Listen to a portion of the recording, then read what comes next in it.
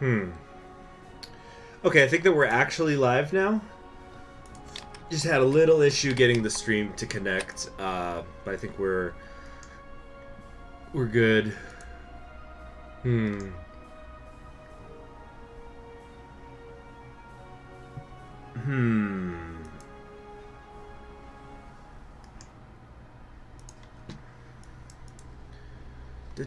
Do.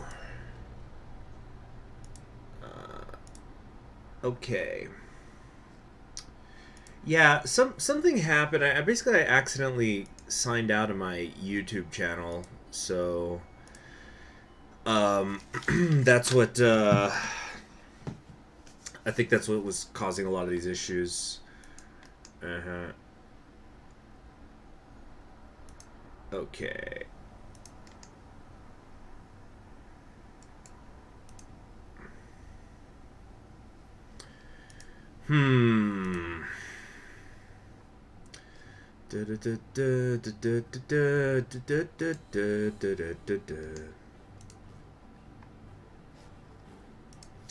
Alright, so we're going to wait a couple of minutes, maybe 1 or 2 minutes, just for people to come into the stream, and then we're going to keep playing as what I'm calling Redacted Russia here in Hearts of Iron 4, The New Order. And again, just as a reminder, this particular series is going to be going into 2 different playlists. It's going to be in my live stream playlist, like all my live streams should be. And it is also going to go into a separate campaign playing playlist. Yeah. Yep. Gamer Russia, rise up. I need to get a little sip of water here. Alright, have a good one, Akitnar. Sleep well. I might actually go back to sleep after this. But my chronically chapped hands are acting up. I'll be right back. Gonna get some lotion, guys.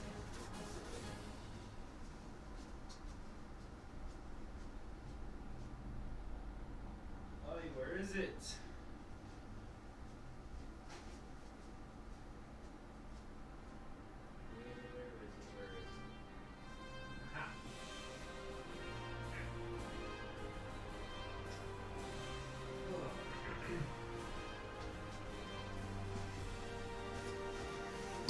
Okay. Raven's Flockmate says, do you have any plans to do a Goering World Conquest run eventually?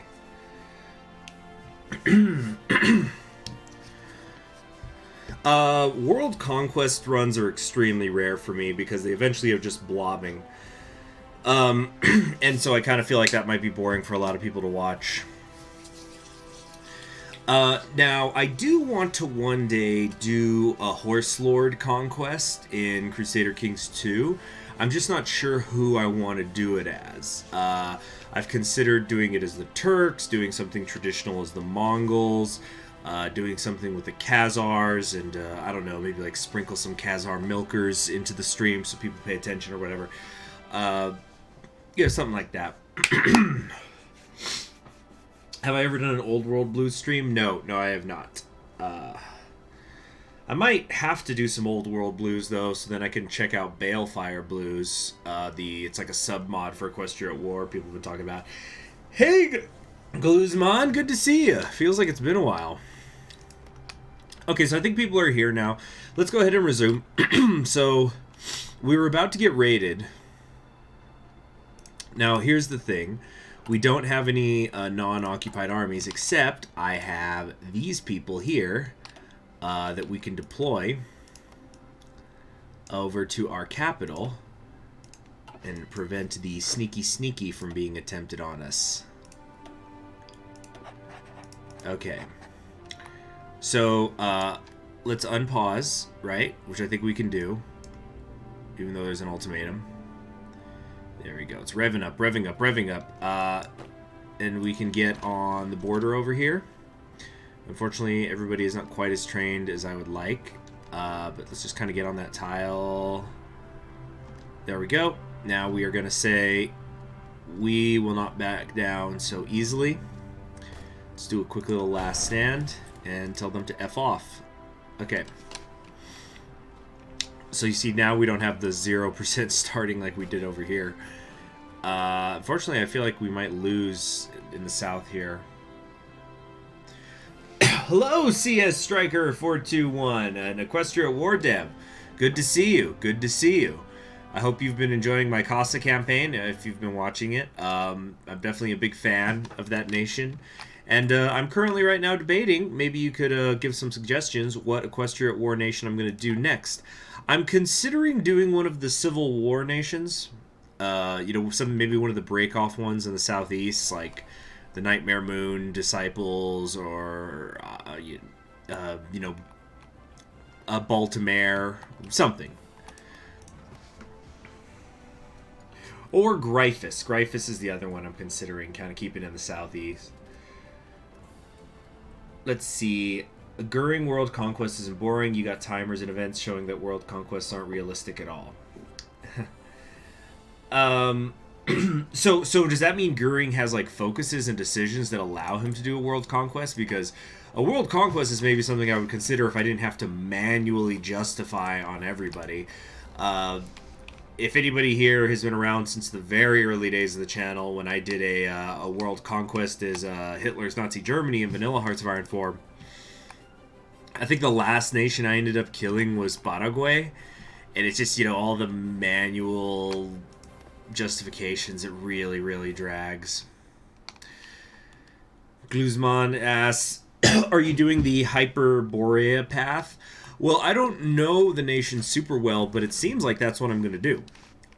It just sounds like it's the better one, because I don't know, the bootlicking is a little bit much. I really like the idea of the Aryan Brotherhood deciding that ultimately the the Slavs are the real Aryans. And kind of, you know, just basically playing the reverse Uno card. And I haven't heard any arguments in favor of me doing the other path, whatever that is. Okay, cool. So we were able to fend these guys off very, very easily. We got a lot of political power now, which is great. Let's go ahead and scavenge for some loot.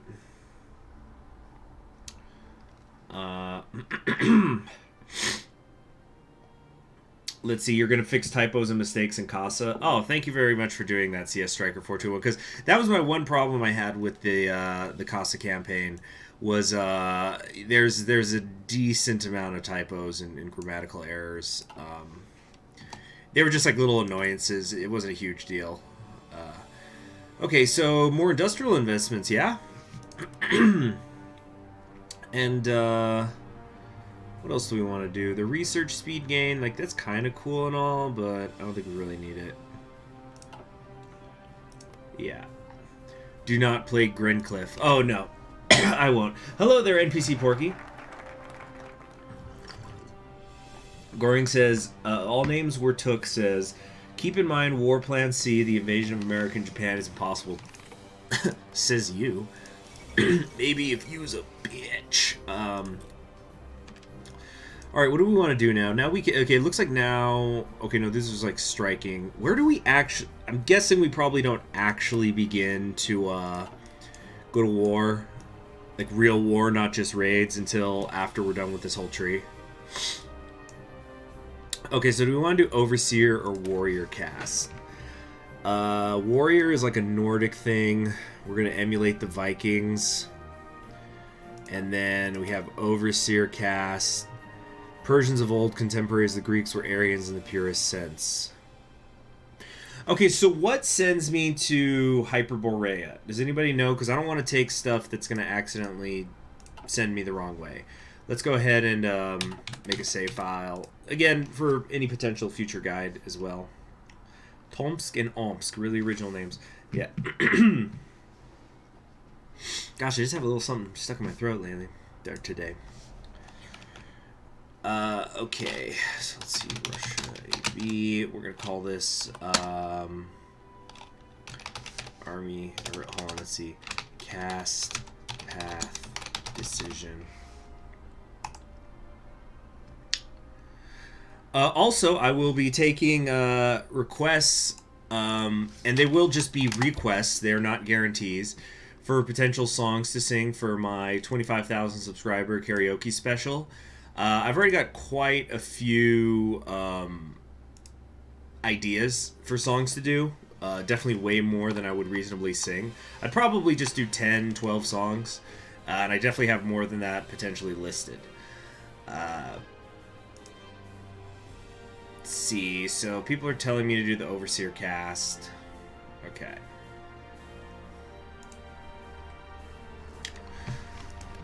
Let's see here.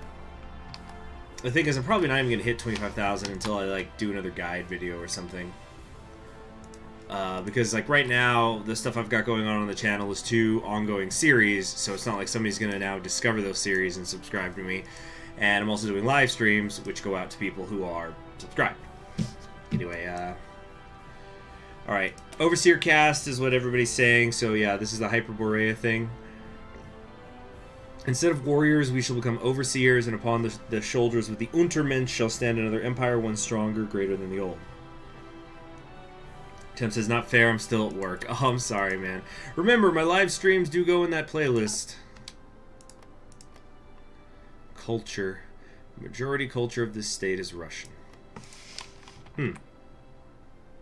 Interesting. We've got Kazakh. These guys are Bashkir. Yeah, somebody... Bashkira, let me know when this gets a tree. I'm kind of curious about this.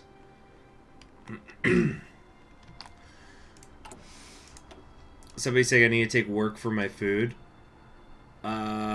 Is that here or is that later? Oh, you mean work for your bread. I'm just looking for whatever is going to get me to Hyperborea. That's the goal. Okay, I don't care about external investments. The invest in infrastructure isn't specific enough. Train our troops. This is the one that. Well, what's going on? Is it freezing? What's happening? But anyway, train our troops gives me manpower, right? What is happening? Did my computer just freeze? Huh.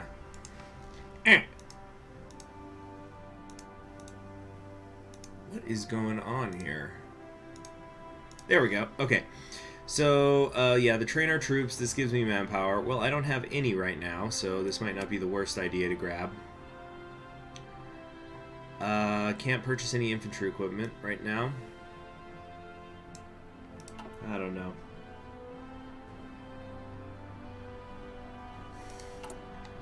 You know what? Let's instead...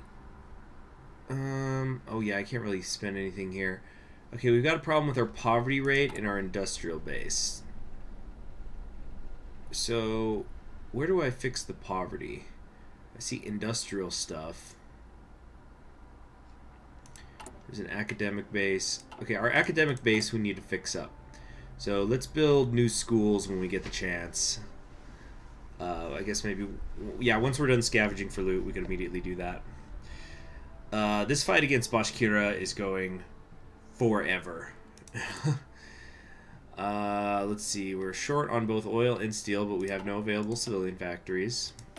Civilian factories, I meant to say. So that's a problem. Huh. But anyway, how's everybody's Monday Fun Day? Hey! The U.S. is declaring on Guyana. Okay, so I guess Guyana tried to break away or whatever the heck it is that goes on there.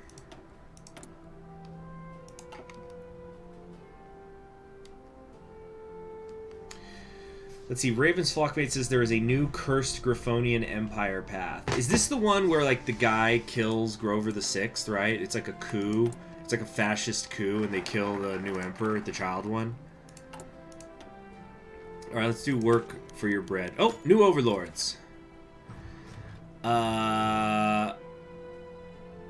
Okay, so they're training the Untermensch. They're drafting people. Pick up the rifle, try again.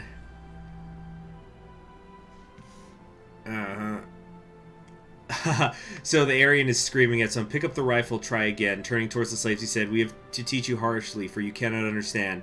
Mikhail shivered and held it straight, correctly this time, against his shoulder. The Aryan wheeled around to find the muzzle of the gun pointed at his forehead. He heard it click and smirked. We're not stupid, you Untermensch. He drew his baton and struck Mikhail across the sternum. He beat Mikhail savagely until he was black, blue, and bleeding. Sidearm drawn once again, he cocked it. Aiming straight for Mikhail's head, he said, "Listen and look, for this is your only example." The slaves looked away as the shot rang in the air. We must triumph at any cost. So now we're going to have a non-Aryan military, which will hurt our recovery rate, attack, and organization, but it's going to help with recruitable population factors, basically.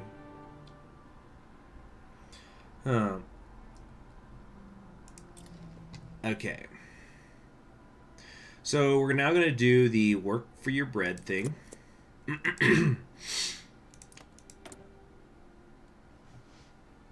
And we're going to build the new schools. Yeah, we definitely have to do that. It's going to give us stability, which is nice. Look at us. We have 6% these days. Wow, wow-wee, wow, wow.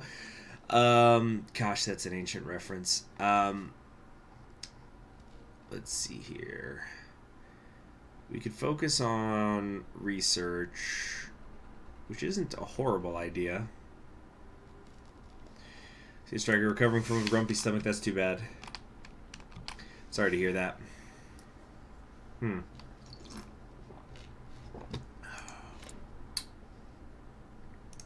They just had to fix his hair. So, the royal family is up in Canada, right? Because I know earlier there was that event that Edward died, the king of Britain. But he was in Canada, right? And isn't the whole thing like they're in exile and technically they're in charge, but really the Canadians are just doing their own thing?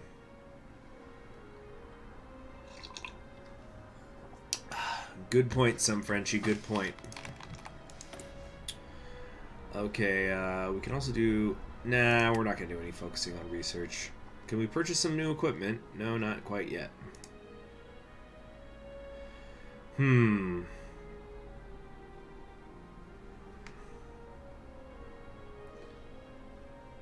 Let's see here. Imagine a Russian warlord state LARPing as a Nazi being stable. Alright. Well, we're at 6% and counting, so I'm going to drag us into the stability. Yeah, we don't have any infantry equipment, though. I think we do need to make some kind of anti-tank. All I could really do is just keep trying to, make these factories and hope I generate civilian ones or something.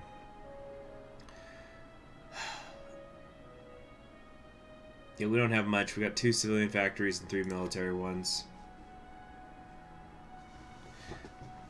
Oh, this Ural League thing is going on forever. I think we're finally about to lose, though, in a couple of days. Which is going to hurt us, but I'm kind of just glad it'll be over. Edward's the current King of England, while Elizabeth is in exile in Canada. Oh, interesting. Well, I don't know how that is right now, but, okay. In happy and joyous labor, Sergei wakes up an hour before dawn every morning. I know that feel. Kneels, prays to the Trinity for his bread, dresses. The local Brotherhood patrol brought something other than terror jobs from 6 in the morning to 10 in the evening with extra rations and a little more pay, enough so that his landlord should not force him to sleep in the cold. The plant's near his home. So they're putting people to work. Yeah, when lunch comes, the Brotherhood upholds its words, serving broth and bread before sending them back to work. At 10 in the evening, as promised, they let them go. The commanding officer gives them their pay, as well as some bread for dinner. Sergei has never worked as hard in his life, nor has he ever been in so much terror. As soon as he enters the room, he collapses, forgetting his nightly prayer. A happy laborer is a productive laborer. So we have willing labor force, which is going to help our production efficiency, retention, cap, and growth. Okay. So let's see what this proof by deed thing is. Can't quite make out. This is like kicking a door in or something. The raid fails. Yeah. Okay, no more raiding. We could just keep scavenging for loot. And we're going to, yeah, we're just going to keep scavenging for loot. And we'll repel any attempted raids on us. And we'll get political power that way.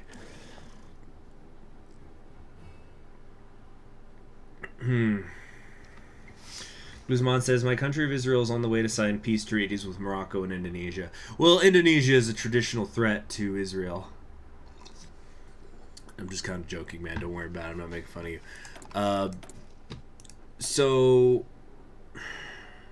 Oh, I just need to make some 40 width divisions. Let me do that with all my army experience. I don't think we're going to do much in the way of raiding. It just ain't my speed. Industry stuff. We have no factories anyway right now, so I guess we should just improve the stuff we've got. Or meaning like our army's stuff. Strengths. We got some support here. We can do better engineers. Maybe later. A little more defense doesn't hurt.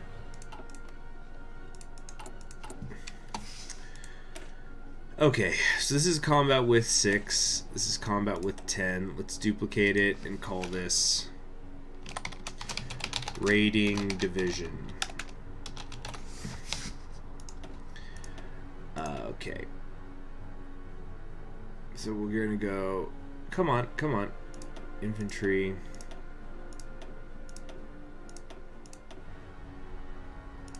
Yeah, so look, we can't even make a 20 width yet, guys.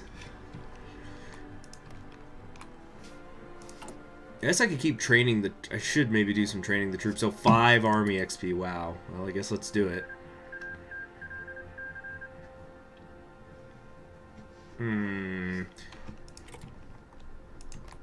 Alright, looks like Guyana is back under American control. It's a conservative democracy. England and the United States are figuring something out. CS Striker says, how do I find TNO overall? I personally don't like the story over gameplay approach, but I appreciate the effort that goes into it. Well, it certainly does go heavy on the story, and in that way, it kind of sticks out more. The gameplay, from what I've seen so far, does leave a little bit something to be desired, because there, yeah, it's like, what's the biggest possible war that can even happen in the New Order? Because there's you end up fighting a little thing in Guyana, and there's like the South Africa version of their world's Vietnam, and you like Russia seems to be where most of the fighting is, where you unify it, and then there's the German Civil War. But besides that, do you ever really have instances where major powers are fighting each other? Yeah. Hello, Decent Gamer. Who he says, morning, Kings. CHG, what capture card did you end up getting? I ended up getting the, I did order it. It's going to be a little while, guys, though. It's the holidays, and, you know, also, it's kind of a pandemic on, if y'all didn't hear. But I ended up going with the Elgato brand capture card. There were some other ones that I had heard good stuff about, but it universally was just Elgato, Elgato, Elgato, Elgato. The only problem I heard about Elgato brand was people saying, well, for it to work right, you need to have HDMI 3, or not HDMI, you need to have a USB 3 port. And I do have one on my PC. I have exactly one. But, yeah, HDMI 3 wasn't really something I thought about when I first... when I built my PC a few years ago.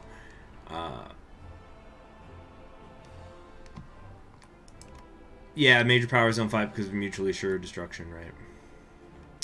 So yeah, there's no guarantee that it's going to be here before Christmas. I could have paid like extra for shipping, but it was a significant amount. And I went, nah, that's fine. I'll just wait. So it might come in before Christmas, it might not. Proof by deed. Okay, Ivan, this guy's prisoner. They were captured in a raid by these so-called Aryans against Brezhnev. They'd only surrendered when the ammunition ran out.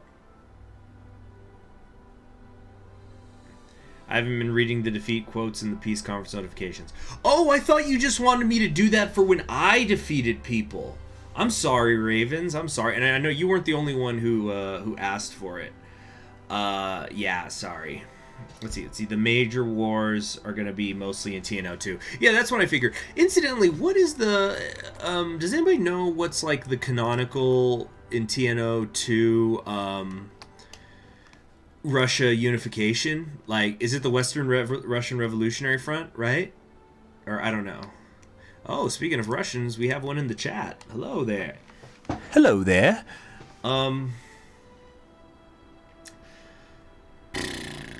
Okay, so Ivan stood clutching his stomach.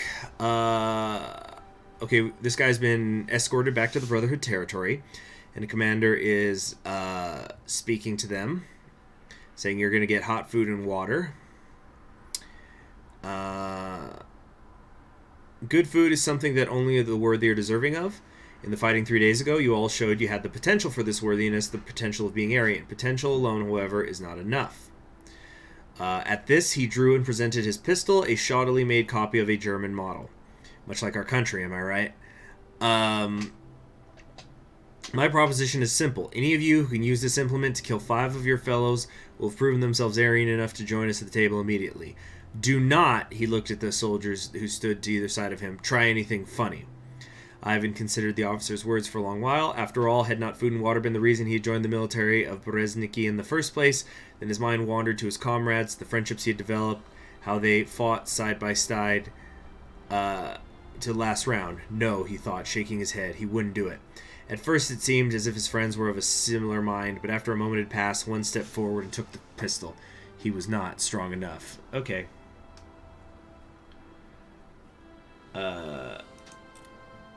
Okay.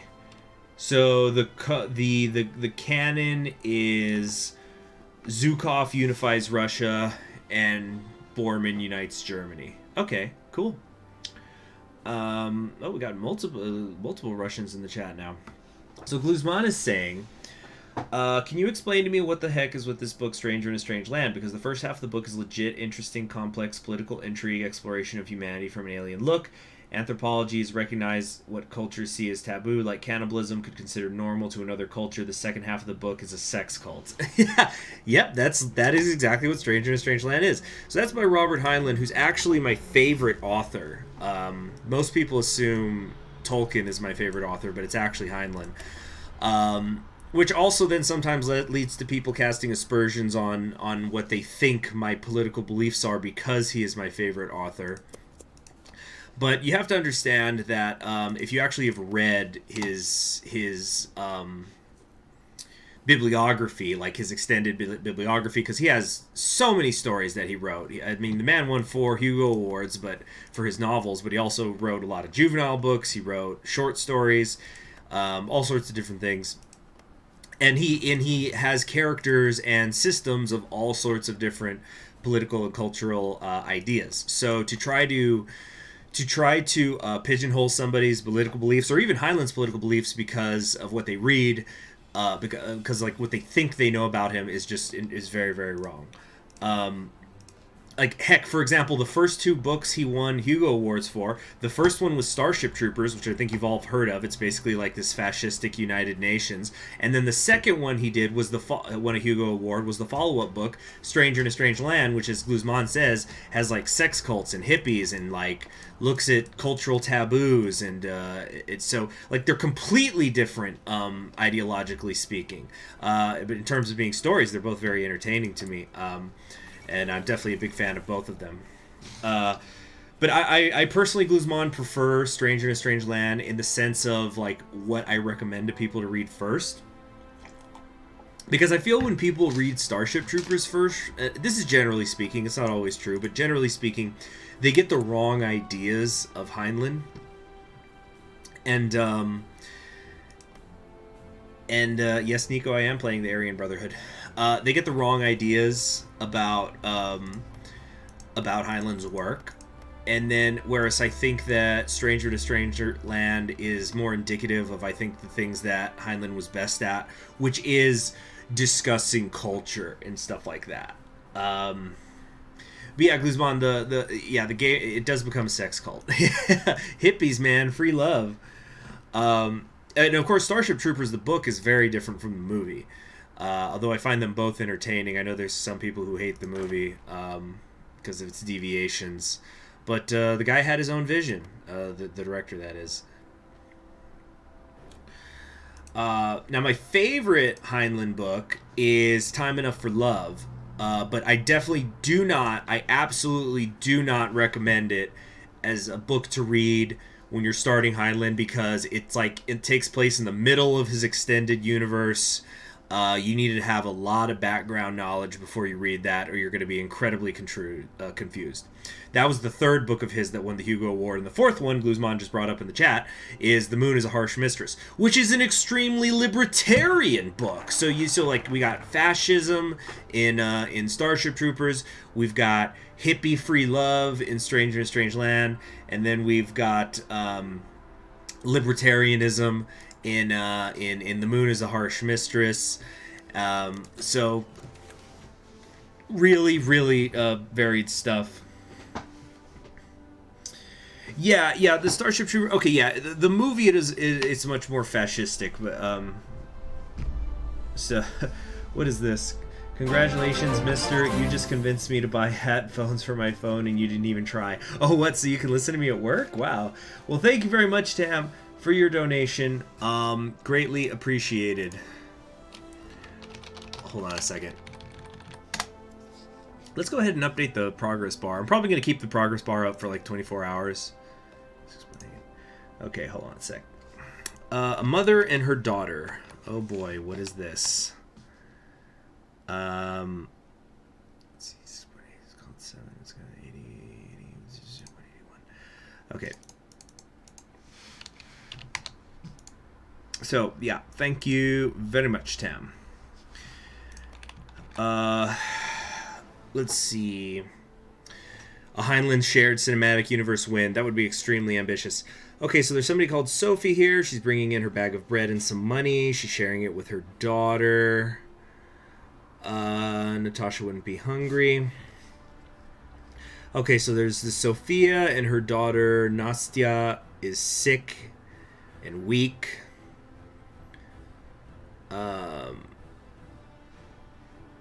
So they're having pieces of work.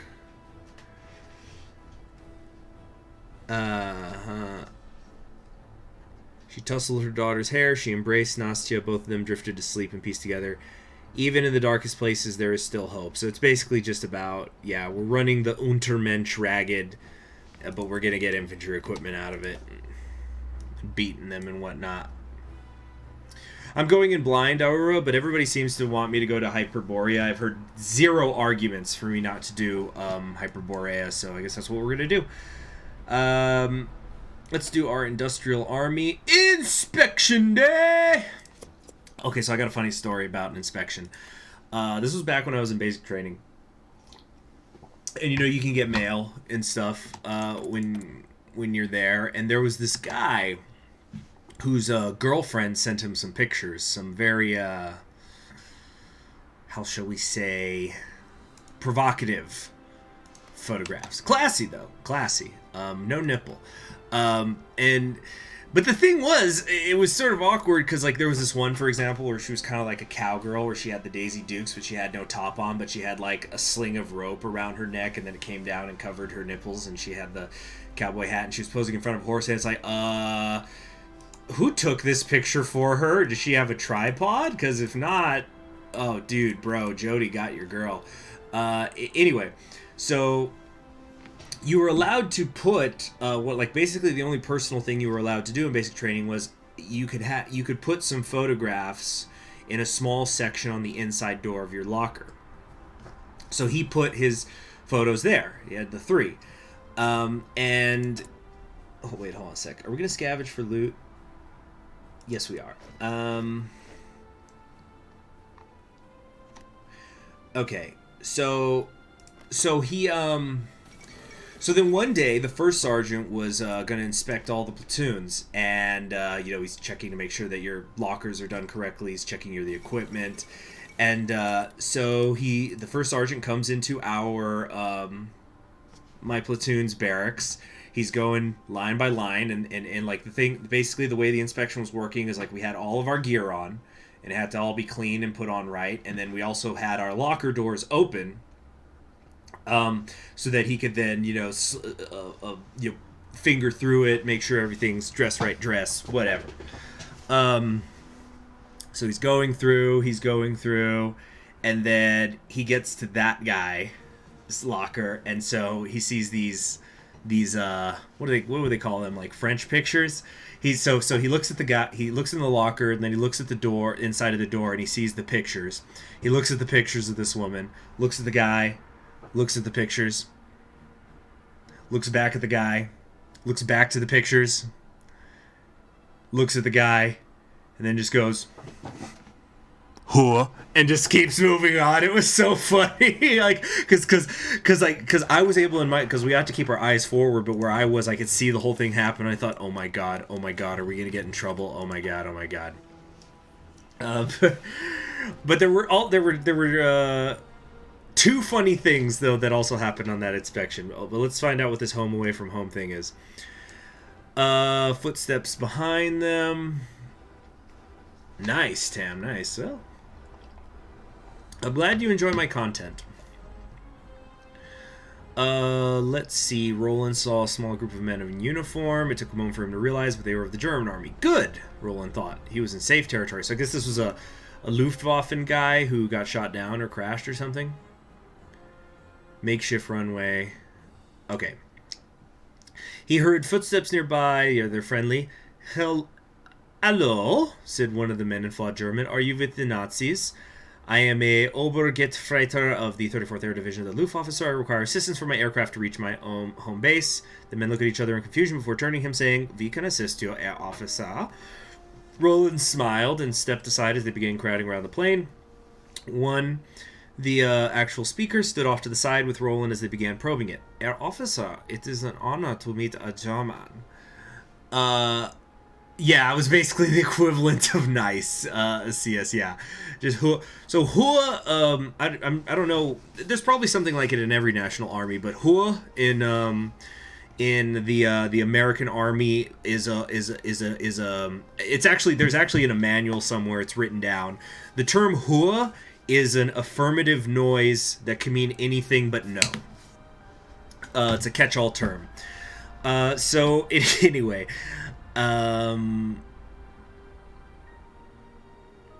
yeah, exactly. Pin-up pictures are normal. He didn't catch any shit for it. I had a picture of me and my girlfriend at the time. In fact, a buddy of mine, though, he looked at the picture because I was in it, because she sent a picture of the two of us together, and the guy didn't believe that it was me. He's like, "Look at all that light in your eyes. And you're smiling? Nah, this ain't you, man. This ain't you. You're fucking with me." Anyway. So, honor to meet a German.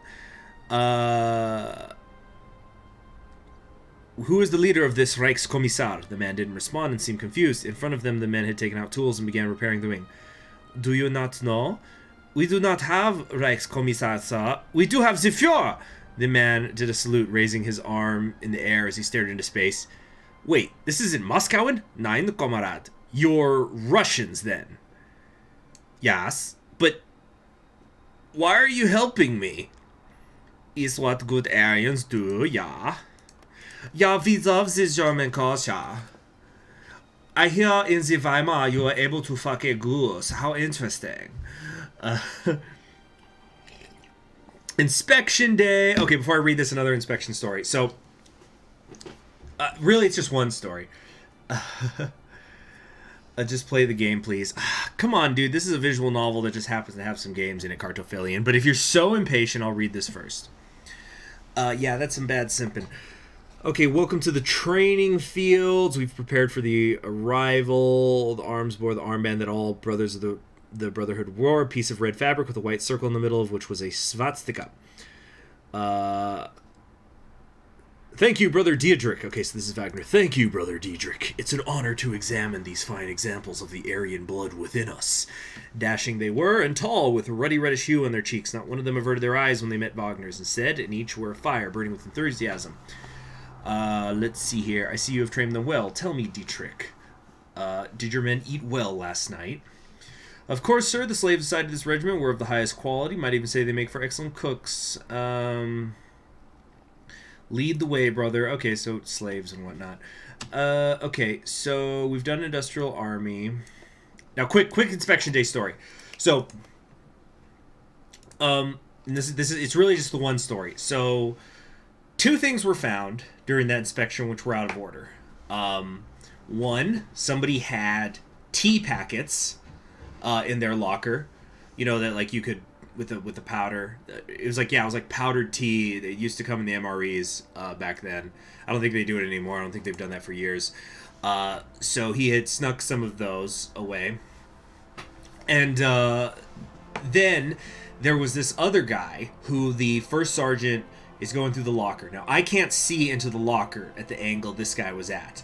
And the first sergeant, I just hear him go, "What is this?"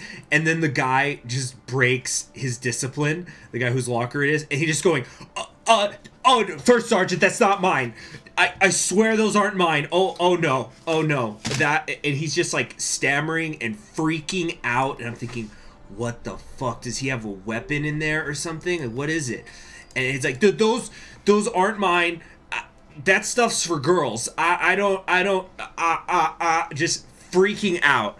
And then the first sergeant called over our drill sergeant, and they get it, and then like they take it away, whatever it was. And like, I'm just wondering, what the fuck happened? Like, are we all in serious trouble? What's going on? And it turned out, so the barrackses that we were using were not always basic training barrackses. They had been converted relatively recently. And what the first sergeant had done, he wasn't doing this to every locker, but I guess he randomly decided to check that one. He had like popped out the shelving, like, because there was like drawers in the lockers. He had like pushed in the thing so that you could take out the drawer and see what's in there, because, you know, that's a place where people can hide stuff. And apparently the barracks we were using used to be a women's barracks. But in the hidden area of the drawers were douches. Literal douches in there. And so that's why the dude freaked out, because like, why would he have that? It was so weird. He actually didn't get in any trouble for that, because it's like, what the heck? Like, why would you have that? But yeah, but it turned out our platoon did the best, because yeah, the only problem we had was that tea.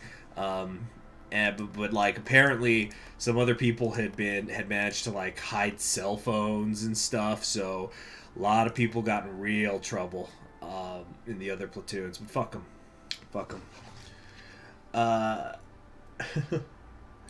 Let's see. Gluzman says, my favorite fantasy world stories are Middle Earth, Earthsea, Lloyd Alexander Pryden, Narnia, Dragonlance Crim, Percy Jackson, Mythical World, Forgotten Realms, and the Stormlight Archive.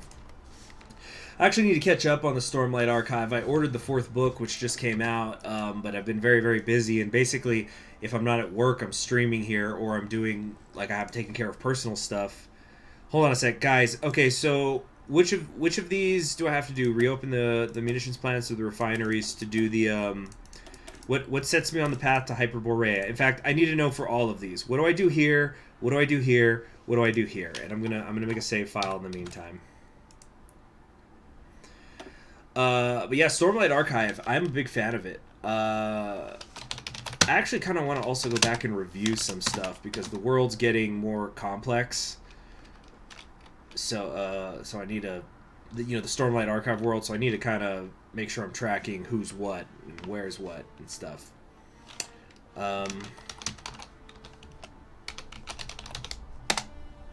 Anybody still in the chat? Got quiet.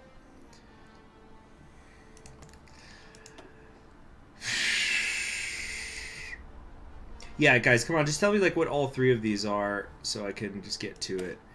Aryan Cavalry, Dark Riders. Bomber Monkey says I'll pull it up. Oh, is there like a chart somewhere? Okay, let's do the industrial investments in the meantime. And I don't know, what else do we want to do? Oh, prepare civilian administration. Oh, but we need more operatives to do that sort of thing, and we certainly don't have factories for this. What would be the less ridiculous Nazi LARP? Okay. Oh, we actually don't even have a choice. We have to have a fully Aryan military. So, okay, so let's guide to Untermensch. Hey, Chris Hughes. This is the first time catching a stream? I could have sworn I've seen you in one before. Maybe you just commented on video, and that's why I remember your name.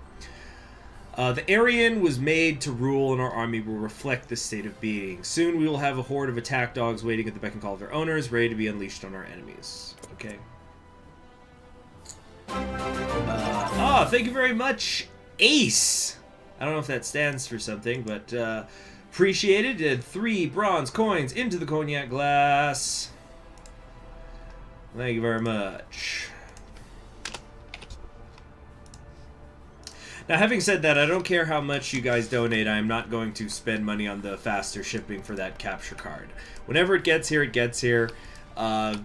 And who knows, it might even be quicker. You know, it was kind of funny. Yesterday, when I was working, I was doing my shift, and on Sundays we deliver packages for Amazon. Like we have a contract with them, or whatever.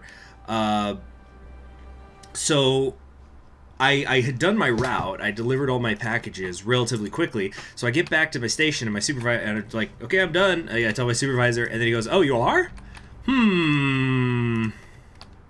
You know what? Let's start taking some of tomorrow's stuff. So he started sending me out with things that were going to be delivered tomorrow, but it was like just so, but there was so much. So it's like, let's just try to make it easier for the people who you know, the carriers who are going to take all this stuff. Like the more we can take today, the faster, you know, stuff can go out.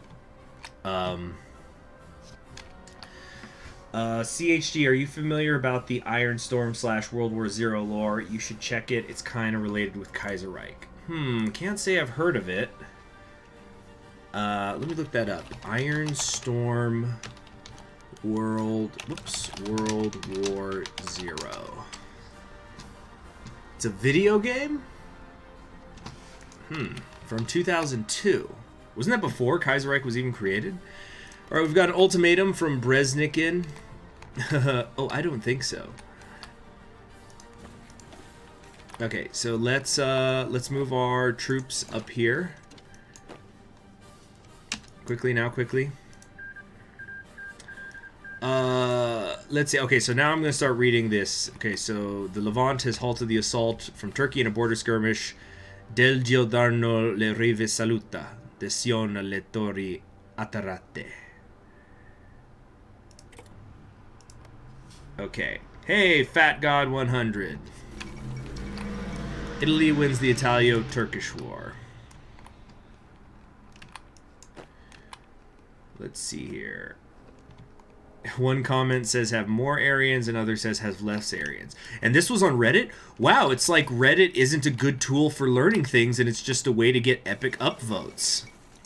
Have you guys ever tried to be in a history discussion on Reddit, or even read one? It's horrible. You can't have a history discussion based on opinions. People don't want to. People see shit they don't like, and they just hit that epic downvote button, and then it gets buried, even if it's something true. Talk about facts don't care about your feelings. On Reddit, feelings don't care about your facts.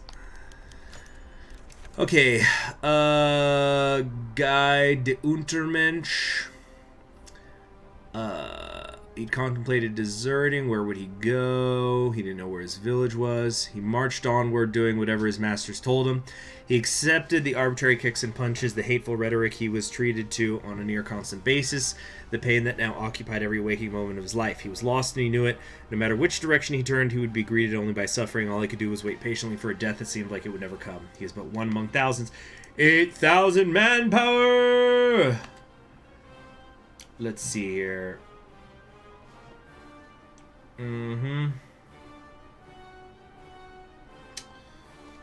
That's pretty cool, Gluzbon. Did you write that, or is that from something?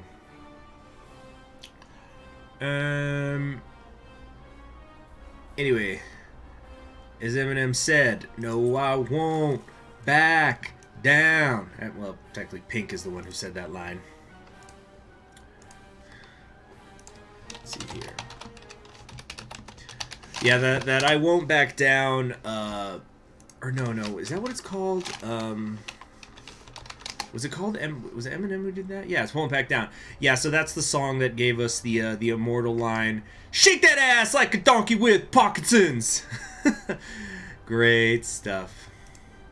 Make like Michael J. Fox is in your drawers, playing with an etch-a-sketch. Bet you that you never guess who's knocking at your doors. People hit the floors. Yeah, tonight, ladies, you gonna get divorced. Girl, forget remorse. I'ma hit you bras with Chris's force like you pissed him off. Talented with a tongue, motherfucker, you ain't got a lick in yours. Hitting licks like I'm robbing liquor stores, making crash register shit their drawers. Think you spit the rawest. I'm the uncooked slab of beef laying on your kitchen floor. Other words, I'm off the... Alright, I'll stop. Let's see, there is an alternate history subreddit called Imaginary Maps. Interesting.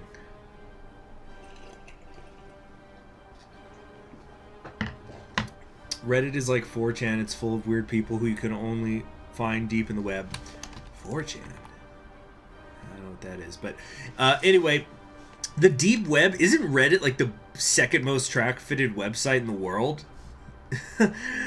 Let's see, by hook or by crook, or do Reddit? Then again, I've seen that from Redditors. It's like my secret internet club of only the most intellectual of that is only the most intellectual of communities. Yeah, my secret club with like billions of people in it. Okay, somebody's asking if I'm gonna play as New Poland. Does it have its own tree yet? I know, because I know a lot of these areas in Russia don't have their own trees yet.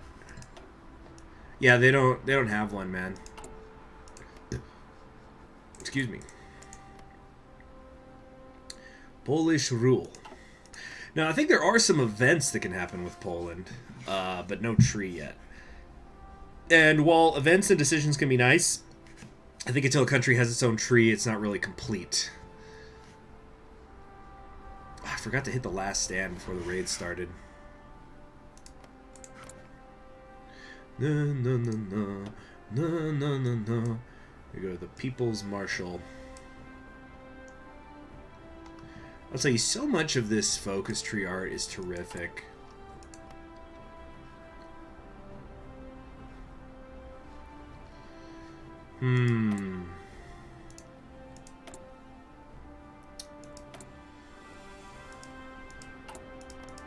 Okay. So, we're just waiting now. Basically to finish up the focus tree, so I'm going to try to start slamming through this kind of quicker. And I guess this doesn't really matter. Liberate the Aryans, seize their resources.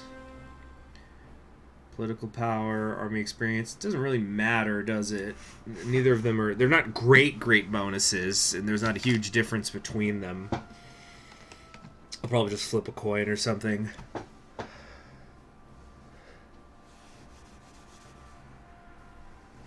Oirotia has no tree yet, but they're the Christian Socialist faction. Let's see. Italy is a major with a focus tree. It's incomplete and broken. Same with Japan. I've heard. Am I going to play Comey in the future? I'm pretty damn sure. Comey's the one that you can get the historian who wants to form Eurasia, right? Because if that is, I am 100% going to play Comey at some point. The enemy is defeated, and we get stability, which we lost earlier. But you know, we're up to 5% these days. Dun, dun, dun, dun. We can purchase some anti-tank equipment. Sure, let's do it.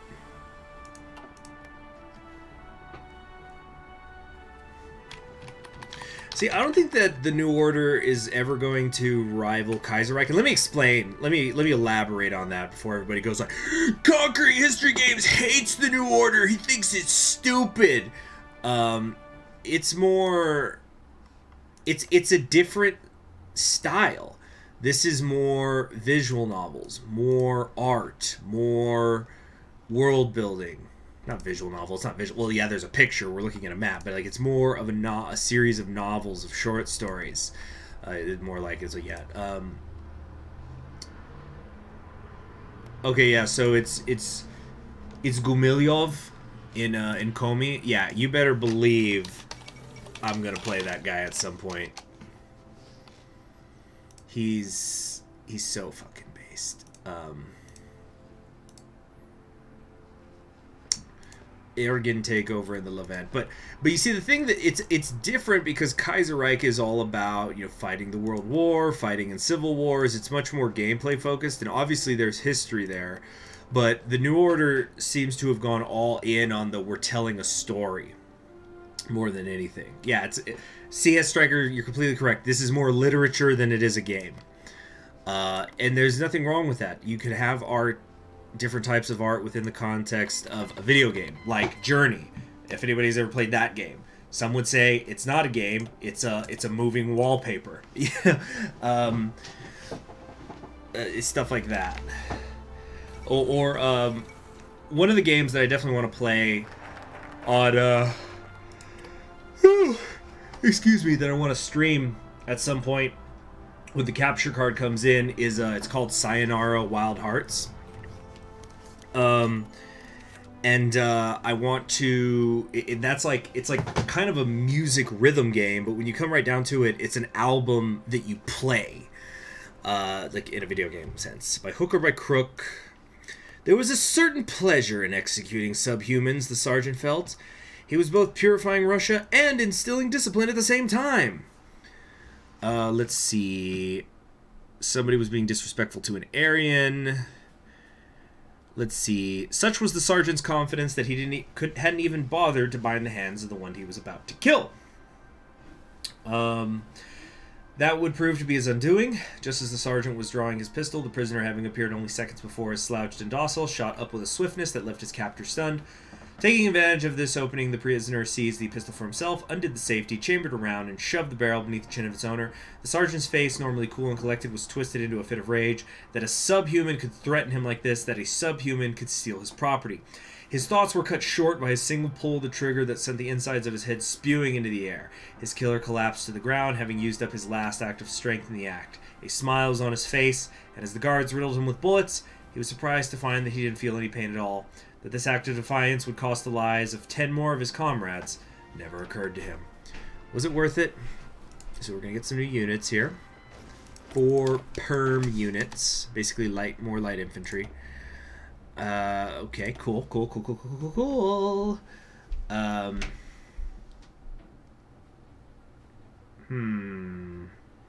Nice, Nicholas. Like, but guys, Germany did win World War II. Look at what we're playing now. So now we can do the Brotherhood. We can now look toward employing this army both with our territory and our broad. In the upcoming struggle against the Slav, it is imperative we ensure that no matter what, our Aryan strength remains the dominant guiding factor in our strategies. These strategies could be continuously improved for the glory of the Brotherhood. Since I played Yunnan and Kaiserreich, I also did Yunnan and Vanilla Hearts of Iron 4, by the way. Would I do a Yunnan campaign in the New Order? Do they have a tree? Oh, wow. Looks like it. The law for my enemies, everything for my friends. That is actually a Peruvian line happening here in Yunnan. That's funny.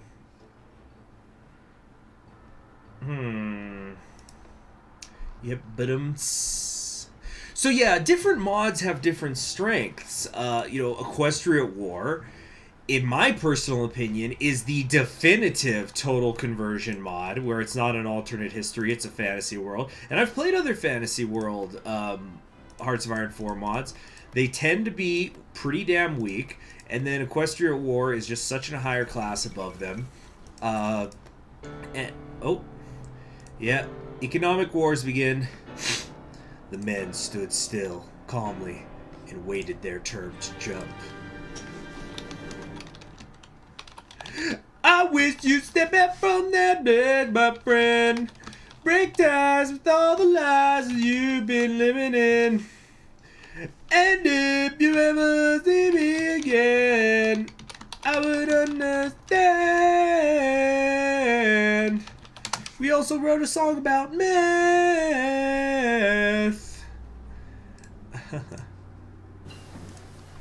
Alright. Well, no promises, guys. There's lots of games to be played, lots of mods to be played. Can't do everything. Mate Fuckrin Amrat says, oh, the second video on the demonetization series. Yes, that's why we need your donations, people, because YouTube sure ain't gonna pay me for this. Oh, man.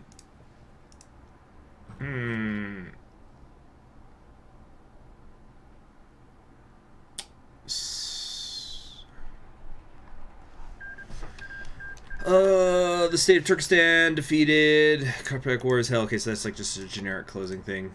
Hey, blank.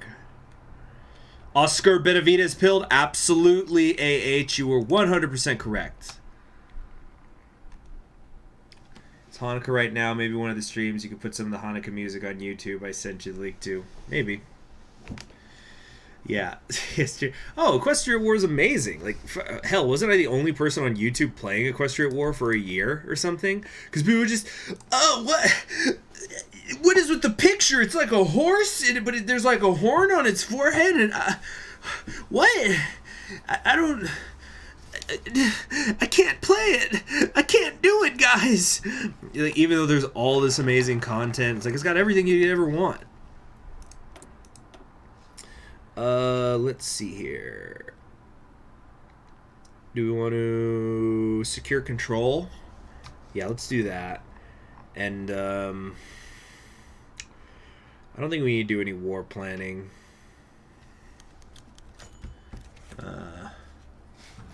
Use a poem in the campaign. Just be sure to send it to me, Gluzman. Probably DM me in Discord. That's when I'll probably see it better. Oh, what's this? Zlatoust order failed. Are we not going to get our guns? Put me in line to Dragunov. 30 rifles is what we ordered. We lost 12 men and 3 officers in the lad. I was like how they say, fuck! People have lost starvation. Men can't fight a bandit war using knives and fireplace pokers. Men can't bring down a Siberian deer with their fucking fists. Dragunov. We've been waiting for months for these weapons, and you've doomed us in our wait. The men and women of Russia will hear about this fucking business racket of Zlatoust, Mr. Dragunov. Okay, untrustworthy people. So we didn't get the stuff we paid for, is what I'm understanding. No me gusta. No me gusta nada. Alright. New national focus time. So we've done the Brotherhood. Okay, so are we wanting...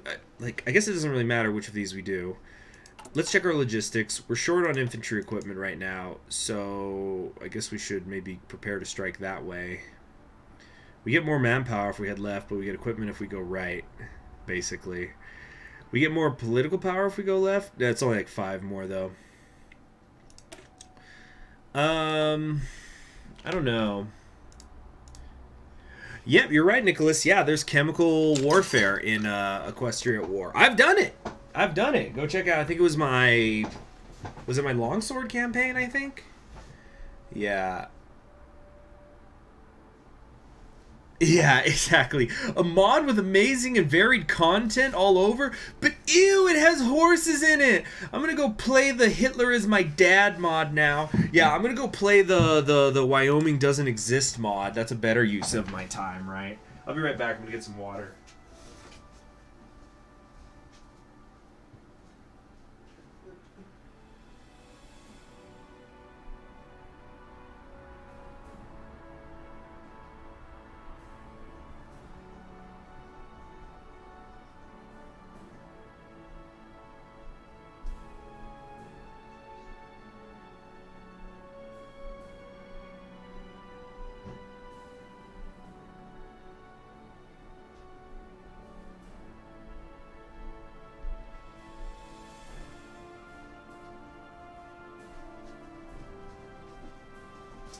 I'm back, baby.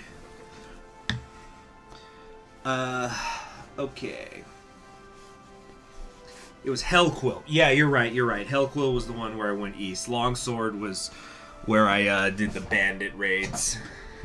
After I won the Civil War as the fascist, which is like impossible unless you're me.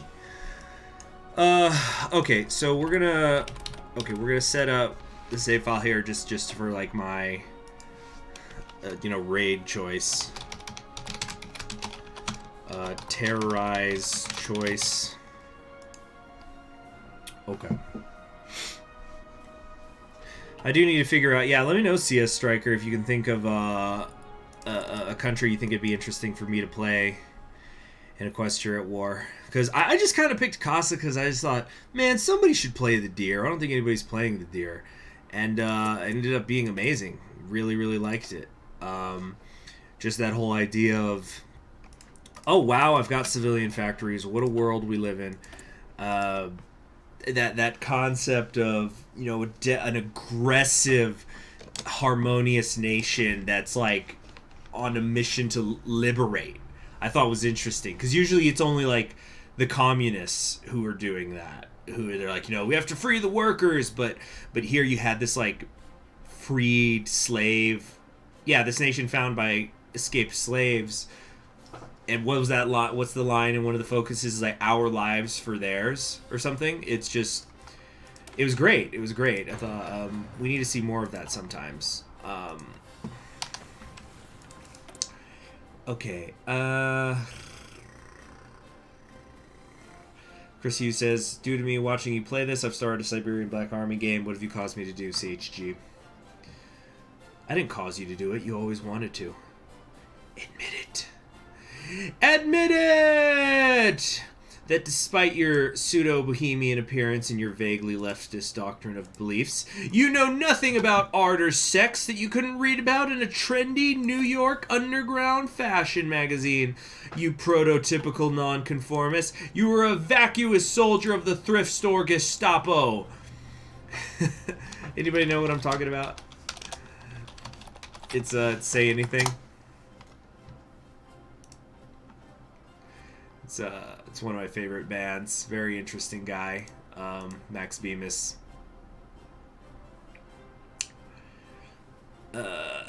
You adhere to a set of standards and tastes that appear to be determined by an unseen panel of hipster judges. Bullshit!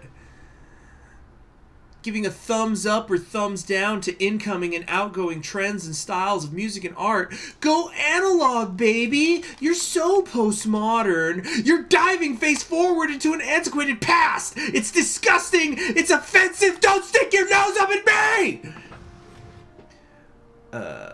The Hanukkah refrain.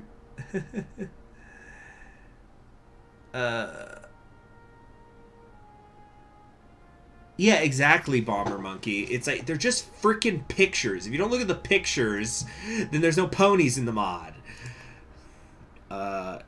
Anyway. In a culture where weakness means death, every member of the elite is constantly on the lookout for ways to put each other down and elevate themselves. People are prone to gossiping. Okay, we have members of the Aryan class. They're sharing, destroying information. Conspiracies were as natural to the Aryans as air. Each had his own theory. Okay, so this is about the new guy, Siegfried Schultz. We had the event about him last stream.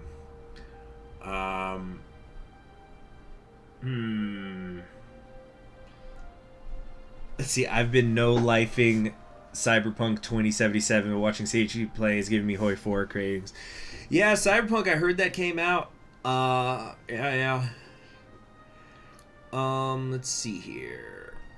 He's a foreign agent, Abwehr or CIA or something. Why else would he come here out of the blue? Now, he's related to the Fuhrer. I've met him, you know. The man is a political visionary. He'll be running this place someday. Mark my words. This outsider held charisma. Could this be something to take advantage of, or is it best to hold shoots down before he rose too far? Oh, we're gonna promote him for sure, but let's make a save file just in case. Yeah, we're definitely gonna promote him. So CHG is broken. Somebody call the crazy hospital. What? Why? You know what? Let me tell you something. You little fat God 100. I'm about to roast you right now. Give me a second. Okay, so Russia, AB, promotion in order. Alright, let me tell you something, Fat God. First, get your burn cream. You spend your time sitting in circles with your friends, pontificating to each other, forever competing for that one moment of self-aggrandizing glory in which you hog the intellectual spotlight, holding dominion over the entire, shallow, pointless conversation. Oh, we're you're not worthy. When you walk by a group of quote-unquote normal people, you chuckle to yourself, patting yourself on the back as you scoff with the same superiority complex shared by the high school jocks who made your life a living hell and makes you a slave to the competitive capitalist dogma that you spend every moment of your waking life bitching about. So, what do you have to say for yourself? Alright, now. When are we going to be able to invest in the industry again? I want more factories.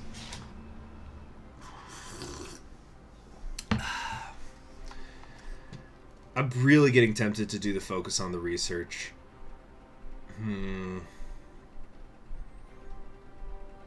Zaltus has failed to follow up on a deal with us. So these are all dead then, yeah? See, Striker's clapping his hands. Yeah.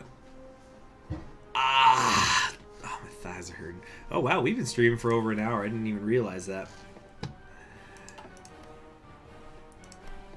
Okay. How do you open the save game so quick? It takes me like 10 minutes.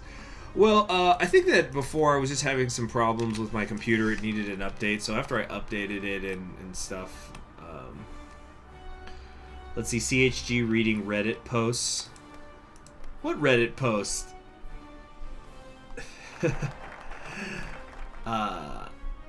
God 100 says, I love you now. You're my favorite. And then you misspelled your, Fat God. Let's see, Raven's Flocksmate, have you heard about the modern development taking place in the Sonic the Hedgehog world? No, I have not. You know what? Just hearing Sonic though. Hold on. Okay, so wait, we're gonna liberate the Aryans. Hearing, you know, it's not a copy pasta. It's a song. It's called "Admit It" from Say Anything. Yeah, and it's just him talking about the fake people that he hates, hipsters and whatnot. He also did a set follow-up song called "Admit It Again," but it's a little more dated because like it references Rihanna at some point. But the premise is still there and very good. I usually don't have time to actually watch very many people on YouTube. It's kind of one of the ironies about like when you're a creator on YouTube, you have less time to watch other people. And but I did used to, and I still sometimes do. Like sometimes if I'm having trouble sleeping at night, I'll just throw some on to listen to highlights. I'd like Game Grumps because I think Aaron is totally hilarious.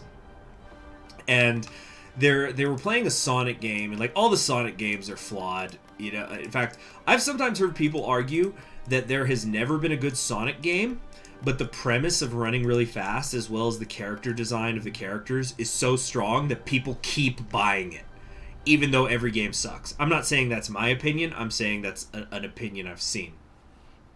So, so the Sonic thing, they were playing some sort of game and like the world was cracking or something, and then and so like you had to keep going to the overworld. Like imagine zooming out on the map like this, and then you'd have to go back into an area. So like, okay, I need to go talk to somebody in Istanbul. All right, I'm done there, and then I need to come over here, and now I need to talk to somebody in Tokyo. Now I'm going to come out, and I'm going to go over here or whatever. So the way Game Grumps works is it's two guys. There's this guy called Aaron who's the one who actually plays it. And he's the one who tends to rage, and then the other guy, his name is Danny, and he just he's a happy-go-lucky dude, and he kind of will like drive conversation, and it's almost like a game whisperer. It's like, calm down, Aaron, we're gonna get there. Like when he's freaking out, it's like, come on, Aaron, come on, little buddy, we can do this. Don't be upset. So anyway, this Aaron guy, he's like, okay, I don't remember what the name of the countries or the cities or whatever were in the Sonic thing, but he's like, okay, I gotta talk to this guy in Istanbul. And he tried to talk to the guy, and the guy wouldn't talk to him. He's like, oh, fuck's sake. And he had to like go somewhere else and talk to someone, and then talk to someone else, and then go back. Even though he wanted to talk to the guy in the first place, he just had to go do unnecessary shit, so then he can then be allowed to go and create the dialogue option. And so one of the funniest shit is like he finally goes back, and then the dude Danny goes, hey, weren't you already trying to talk to this guy? And he, I know I did! You know, it was just so funny. Just The rage he felt. You know what? I gotta try to find that clip. It's so funny. While we're just on 5 speed anyway. Let's see. It was Game Grumps, Sonic. I need to freaking find it. How to cross the Urals in 1971. The Siberian Federation has to unify Russia under Poroshenko. Yeah, I don't remember which Sonic game it was either. It might have been the Werehog one. Like the Sonic Unleashed. Where, yeah, Sonic's basically a werewolf, but he's a hedgehog, so he's a werehog.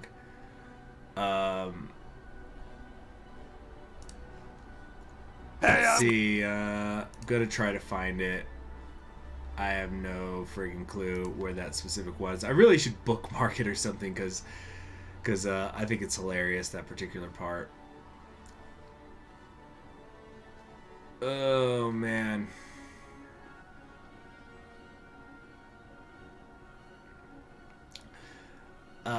Where is it? Turning up the beast, Sonic, Buckethead, Panstellera. Oh, man. I don't know where it's at. I wish I did. Oh well. So, any other decisions yet do we have? We can't invest. We can import industrial equipment. Where's that at, though?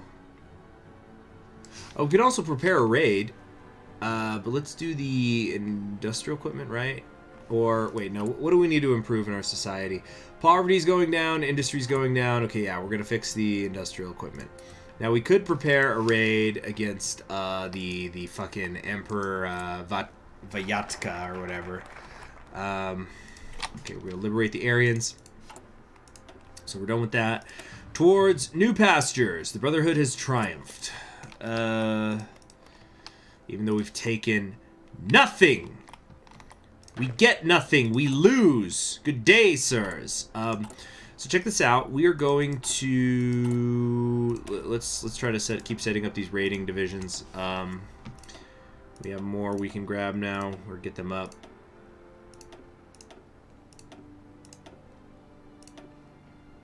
All right. So I'm gonna regret this, I think. We're going to trade everybody over to the raiding divisions, which is going to involve manpower that I don't have. And then we're going to prepare for a raid. Give me a second. Hold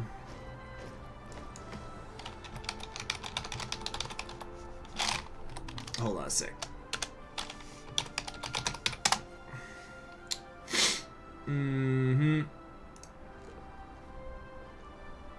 So,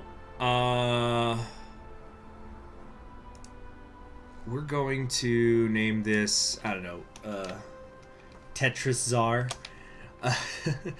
Okay, it's what it's called, forget, okay, yeah, Russia, AB, Emperor Raid Attempt. Uses the church. It's for Hanukkah. I heard that there was like a Hanukkah rap that the Disney Channel put out or something like, I'm gonna get a puppy for Hanukkah or whatever. You know, I'm not really sure how that worked. So okay, let's go ahead and pause this, and we're gonna just, well, there's not much we can do. Look into Hearts of Iron 4, Sons of Mobius. Is that the name of the Sonic thing? Hearts of Iron 4, Sons of Mobius. Okay, a Sonic-inspired mod for Hearts of Iron 4. You know, hey, you know, I don't care. Like, I'm gonna have the same attitude towards this like I had towards Equestria War and everything else. Like, if it's quality, it's good. You know, it's like, what's that saying? If something's stupid but it works, then it's not stupid. And that's how I'm gonna feel. It's like, oh wait, Sonic's gonna be like hurling nukes or whatever? That sounds weird. Well, you know what? If it's good, who gives a shit? Okay. Chris Hughes, I agree. Yeah, the UI for the New Order can be a bit wearing on the eyes. I definitely cannot play this in huge chunks at a time. I've heard that there's like a sub mod, or I think somebody said, I haven't looked it up though, sub mod that freaking puts the UI back to vanilla. But I don't know how that would work with like the research trees. Actually, oh my gosh, I have to be right back, guys. I gotta charge my phone. Sorry.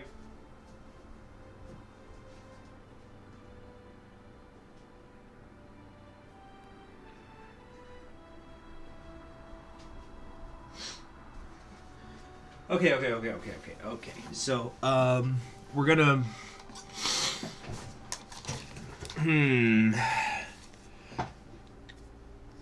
There's a mod for fixing the UI. You know what? I'll just look that up now. Okay. Hearts of Iron. Whoops. Iron 4. Vanilla. Okay, wait, no. Let's do TNO Vanilla UI. Vanilla UI for Hearts of Iron 4. It's on topmods.com. Is it not on the workshop? I would really prefer if it was on the workshop.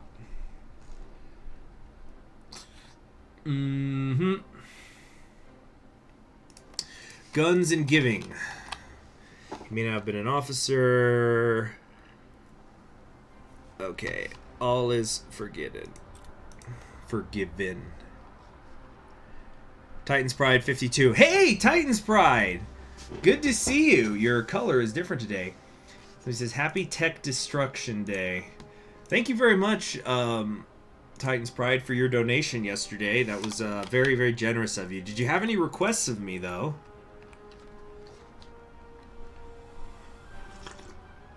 James Cancel says they made a Sonic mod for Hearts of Iron 4. That's a next level flex. Who's flexing? Who's that a flex by? It's like, yeah, you like that, Mario? Where's your Hearts of Iron 4 mod? Oh, what are they called? The Echidna's forever, baby. Knuckles is my waifu.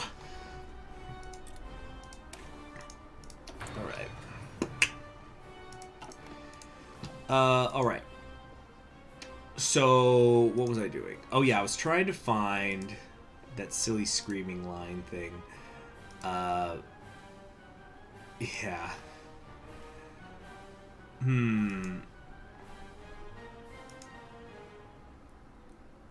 Okay. So hey, here's a funny thing though that happened in the Gabe Grubs thing that I was telling y'all about. Here, hold on a second. Okay, so we're paused. This is not the exact thing, and I'm gonna play it at a slightly different speed because I don't know if there's like a copyright issue, so it's gonna be slowed down. But it's kind of better that way, so you could hear the friggin' the scream that happens. Okay. Interesting. And I just don't want to. I don't want it anymore. Just listen to the Sonic scream when he drops. I don't want it in my life. You think there was somebody, some kind of like personal trainer or like therapist that was like, you know what? I think a good piece of therapy would be to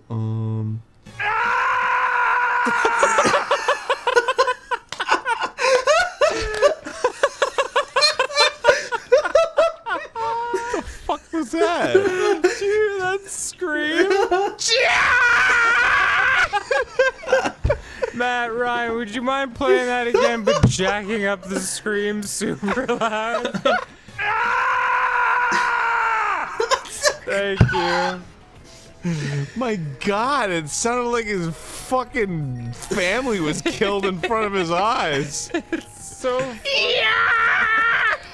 Okay, enough of that. So that's not the funny thing I was talking about specifically from that series, but it's so amazing, that part. Just like, who is making these Sonic games like that? It's just insane. All right, we need a little like they're just telling the voice actor. Okay, so we need a sound for when you're in your werewolf form, your werehog form, and you fall off a one-story building. Okay. Right, and action. Nailed it. I think just the one take. The one take is all we needed.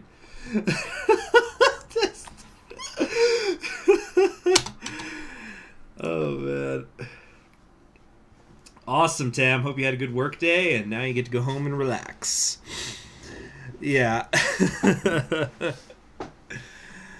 Okay. But if I ever find that other clip that I was talking about where just Aaron's going, I know I did! I know! Okay. We got a new prime minister down there in Thailand. Can I send the link to my Discord? My Discord's kind of dead, but you can kind of just search for me in the Kaiserreich Discord. Just look up Conquering History Games.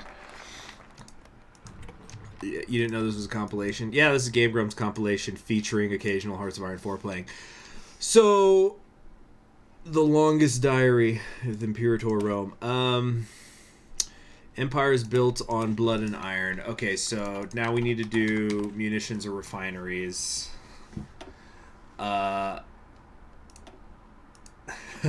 Sonic being tortured by the CIA. Yeah, we need you to scream. Like, what's my motivation for the scream? Yeah, you're being tortured by the CIA who's just killed your whole family in front of your eyes. Oh, man. Okay, so Russia, AB, munitions. Whoops, munitions or refineries. Okay. You see Sonic on the femur breaker. There's another funny Game Grumps one that, like, it wasn't actually them that made... Well, it was them that made it funny, but a comment I saw... We're gonna do the munitions. That just made me laugh so hard because basically he was playing... he's playing Super Mario Sunshine. And there was a part that frustrated him, and then he finally had beaten it, and then he was going to pick up, like, the Starshine thing, but something happened, and he dropped off the map and died. So he was going to have to do it all over again, and he gets up from the couch, and you just hear him screaming kind of distantly, because he's away from the mic. And there's a part where I think he, like, punches a hole in the wall or, like, through a cabinet or something that was nearby. So you hear this huge crack, and then somebody in the comments just said, hey, guys, here's the timestamp for when Aaron breaks his own leg in anger. Like, Super Mario Sunshine! Which I don't have something to make, like, the proper noise, but you guys get what I'm saying here. Or, like, let's see. Let me try to find... Hold on a sec. They try to find a bone-breaking soundbite. Yeah, here we go. Just... Ah! Wait. Ah! It's like, I'm so mad. I'm gonna grab my own leg and just... Oh, man. Wish that could be a little louder. But that's the game. The game's the game. If I see Ivan or Franz, you need to make bullet to shoot more than refinery. Yeah, exactly. I need guns much more than the other stuff. Oh, Yagoda won. Big Chungus Keanu Reeves Sablin is dead, guys.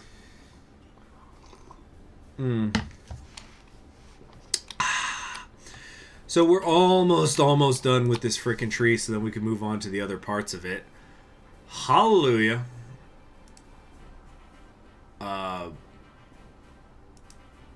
Okay.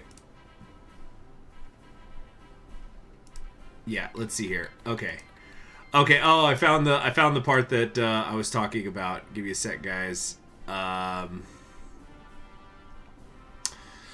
So, wait a minute. Okay. So one more. This is last little Game Grumps intermission. I swear. I promise. It's just too good. Let me just click here and then bring the thing down so that way you guys aren't seeing my recommendeds in YouTube and you're wondering, wow, that is okay. Anyway, here we go. Oh wait. Oh no, I need to wait. Give me a second. Join the Conquering Army, by the way. But here we go. So I need to go here, and then I go here. Okay, alright, so here's the context. He just died again somewhere in a stupid way. Ew. That's pretty gross. We're gonna do it in slow motion again. I'm just gonna go to Shamar. God, everyone's face is awful. So they're trying to talk to this guy. Oh my god. Boy, you're done. They just want me to go to Adabat. Yeah. They just want me to go to Adabat. You're done. You're done. I'm not done. Okay. I got Iran to talk to. Yeah, so this guy's pop is the one who we just tried to talk Not to. Iran, his pop. You know, the old man. Ehsan. Ehsan. Alright, he's taking a liking to me, sure. Now he's in fucking Palm Tree Square. This is such a weird, wild goose chase to talk to people. You just talked to this guy. I know! I did! Oh, I love that sound drop. Okay. I got Iran to talk to. One more time, Not and then we'll get back Iran, to playing. his pop. You know, the old man. Ehsan. Ehsan. Alright, he's taking a liking to me, sure. Now he's in fucking Palm Tree Square. This is such a weird, wild goose chase to talk to people. You just talked to this guy. I know! I did! Oh, that's too fun. Too fun. You know, it's no demon scream, but it's just as funny to me. All right, yeah, we'll get back to the game now. All right. So yeah, we were gonna do the raid. Oh my gosh, I completely forgot. Sorry, guys. So who were we gonna raid? Oh, we can actually raid Zlathouse now. Maybe get them back for their crap. But it's in the mountains. I think our best bet is Vyatka. So that's who it's gonna be. Initiate the raid! I don't want to alarm you, but Aaron is one angry gamer right now. Well, like, are they doing a series right now or something? I saw that they started Hollow Knight, but only did 4 episodes, so I never really watched it. Trapped in a never-ending cycle of stretched faces, yeah. Good to see you, M4A3E8 Sherman. Okay, so what do we want to do next here? Industrial investments, always be investing in industry. Oh, I like the idea of getting some towed artillery. That would be very, very nice. Okay, so we're going to initiate the raid. All right, the equipment has arrived. Excellent. Now then. Initiate the raid. Go, go, go! Oh, wait a minute. Force attack. Alright. Reopen the munition plants. Checking the brands. The branding of slaves and the hot fire pits in front of them were 2 brands. Both were red hot, burning as if driven by a strange desire to subsume, to make another submit to one's will. The new batch of slaves was coming. Rumors from the lower ranks, as well as the lowly servants that made the bulk of the labor force in the barracks, had stipulated that these bunch were especially pitiful. Short, thin, with willowy complexion, it laid over them like a thin shroud of pale gray fabric. Dietrich and Aryan brothers, since the first days of the Brotherhood, pointed to one of the brands whose inn was shaped like a swastika. Most of today's crew would probably use this one, he said, opening his palms against the hooked cross to feel the warmth emanate and the cruelty flow. Means they make bad slaves. Better to put them out of their misery now. Less people to manage. Brother Wagner would understand. And that one, said Wilhelm, noting the other brand, a cross, an X mark. Are those for the good slaves? Of course, Wilhelm. Dietrich stood up and tapped Wilhelm's shoulder. Do watch out for the ones you think would make a good brother. We can use more of those. How can you tell? Just pick whatever you want. 15 swastikas, 8 cross, 2 ascended. Shouldn't it be the other way, that the swastikas should be branded onto the... Oh, they just caved in and gave us the tribute. You're gosh darn right. Okay, then let's try another potential raid, I guess. Or can we not? Why are we not allowed to? Successful raid. Oh yeah, because we just did a successful raid, so we have to wait a little bit. Well, let's scavenge for loot, I guess. Have I ever seen Mr. TARDIS review? No, I do not think so. No, I have not. Oh boy, oh boy, oh boy, oh boy. Aryan Legions. Soon. I'm going to try to, before the stream is done, get to the end of the freaking, get to cleansing Russia.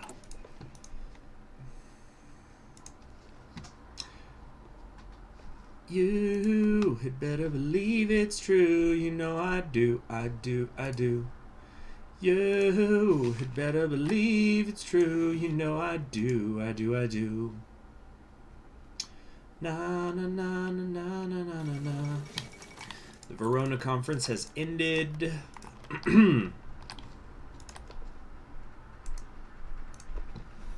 Interesting. Okay. We didn't line out. Uh-huh.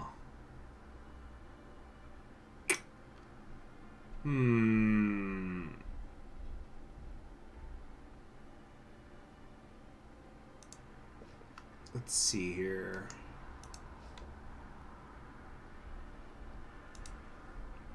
Okay. Hey, Fat God. Good stuff.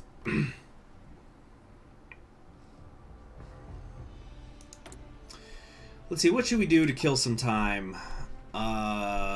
You know what? How about we look at some of my top 500 favorite albums? So this is a list. I think there's like a couple that I want to fix, but I don't know if I ever talked about this with you guys, but a friend of mine, I think it was, kind of in the fall, he had suggested something that we should do, something he had talked about for a while, and that is list our top 500 favorite albums of all time. Like personal taste, not necessarily saying they're the greatest, but like personal tastes. So I made 500, and the idea would be that on each one I would list first the artist, then I would list the name of the album, then the year the album came out in, and then I would list a few things. Like this was definitely not something that was needed. And of course we were inspired by the Rolling Stones top 500 albums of all time. Obviously they have a bias, but everybody does. So we thought we would work on that. Okay, City of Slaughter soon. So we're going to, hold on, let me move some things around up here in my other monitor. I guess let's actually start with the Rolling Stones Top 500, which, funnily enough, actually just got updated this year, because they made the original one in 2002, and I guess because they had a lot of time, they decided to make another one. Yeah, hell yeah, LibreOffice. Microsoft can kiss my ass. That's all I got to say about that. He did an original Doctor Who audio drama. Oh, that's very interesting. That's cool. So yeah, I guess let's start by looking. Okay, did I already select the new thing? Okay, yeah. So we're gonna wait for City of Slaughter to finish up. So in the meantime, let's take a look at like what Rolling Stone considers the top 50. So the way that they did this, I want to be clear. This was not done by a single person. It wasn't even done by the editors of Rolling Stone magazine. What they said they did is that they contacted more than 300 people who are in the music industry. So some of them were like artists themselves.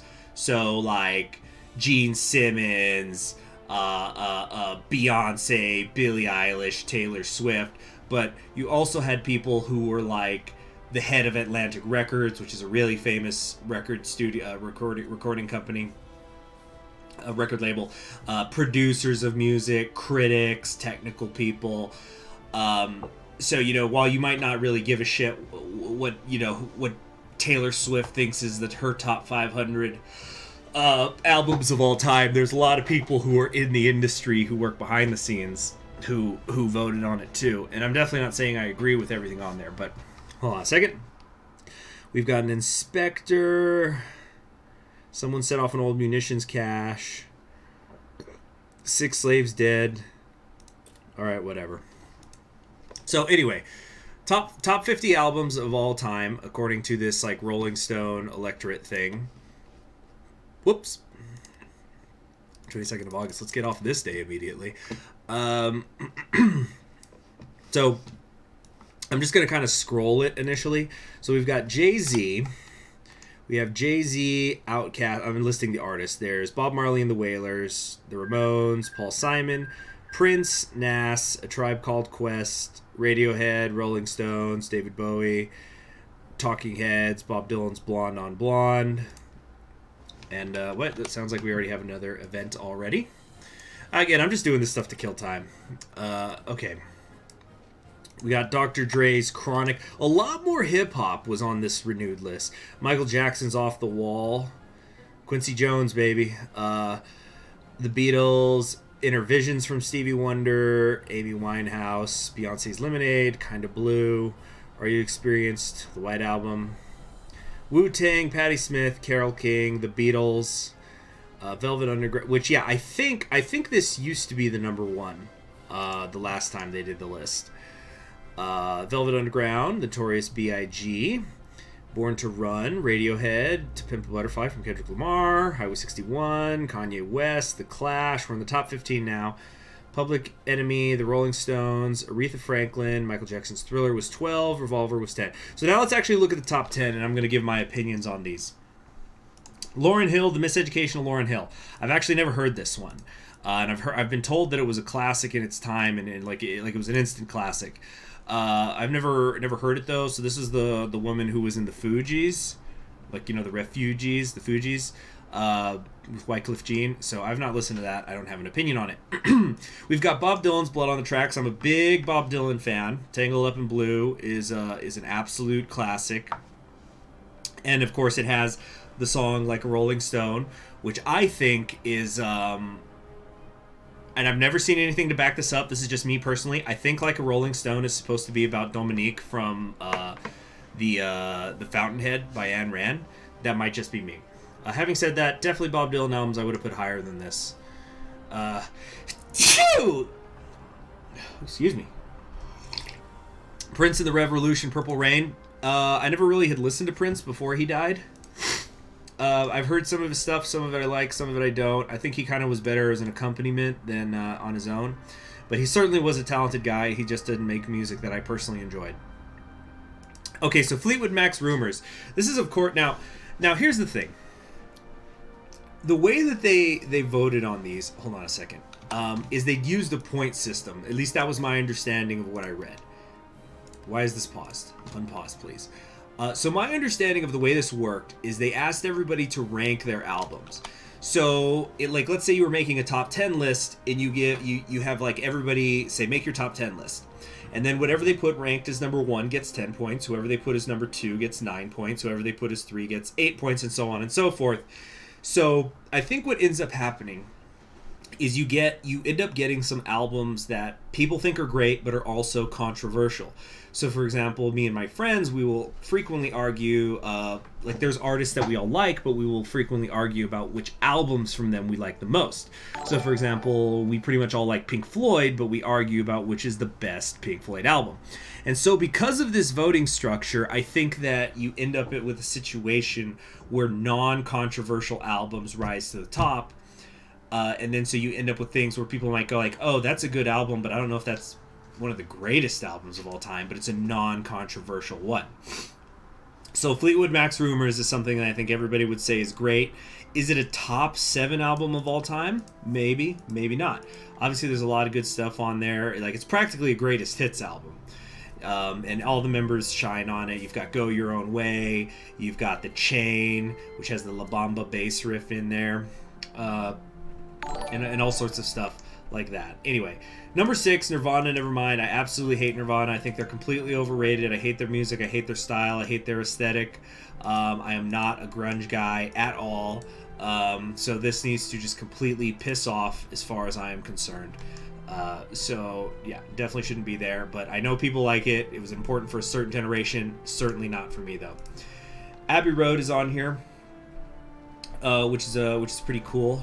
So Abbey Road, if I'm remembering correctly, is chronologically the last stuff that the Beatles recorded. Now, Let It Be album came out later, but it was recorded earlier.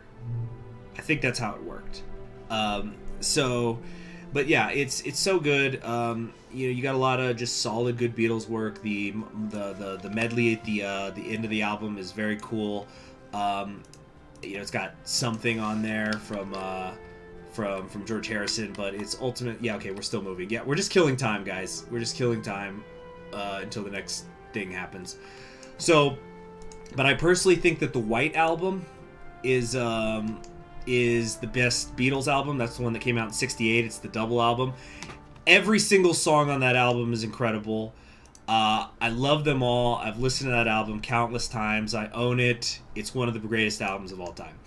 But Abbey Road is definitely in my top 500 as well. I probably should have mentioned that as well, yeah. So Fleetwood Mac's Rumors is in my top 500. Blood on the Tracks was not in my top 500. So over here, we've got Stevie Wonder's Songs in the Key of Life. I think this was a terrific choice. If you've never listened to this album, it is an absolute tour de force. There's nothing bad on it. Now, the most famous song is Sir Duke, which is the one, you can feel it all over. There you go, I eat anal. Now you're on it. It's like, you can feel it all over, baby. But we can count OSTs. I personally count OSTs, Bonnie, the femboy. You working at Hooters yet? Let me know. Okay, it sounds like an event happened, so I'll keep talking about Songs in the Key of Life in a second. Alright, The City of Slaughter is finally done. Finally, we could, put City of Slaughter. Let's see here. Our Fuhrer was proud of many things. He was proud of his blood, the mighty Aryan stock. He was proud of his martial spirit. He was proud of the city of Perm. It has stark, brutal beauty to it. The buildings were concrete blocks. Hundreds and thousands of evidence Aryan or slave were seemingly of a single mind, united by force towards a single purpose, the utter annihilation of anyone who would stand in the way of the Aryan Brotherhood. The Reich gears up for war, so we're going to get some industry bonuses for like a year. Alright, I'm actually going to read this whole thing. We are the Aryan Brotherhood. Strong, committed, and above all, pure. For a long time, we have allowed our nation to be trampled upon. No longer.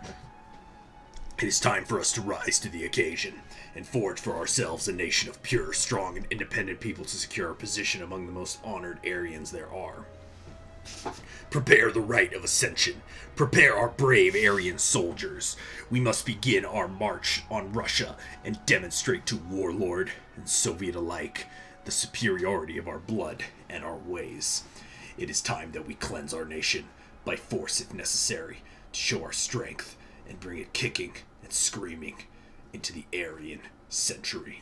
It's going to give me political power and some more base war support. We're almost to double digits, guys, with stability. Yay! Okay, we're going to found some new schools with the loot that we got. And I think we're going to be able to do the Rite of Ascension next.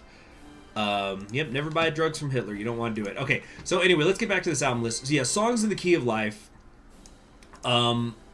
It's a pop album technically. Everything in the Rolling Stone is a pop album, but it's the musician level the level of musicianship is so incredibly high.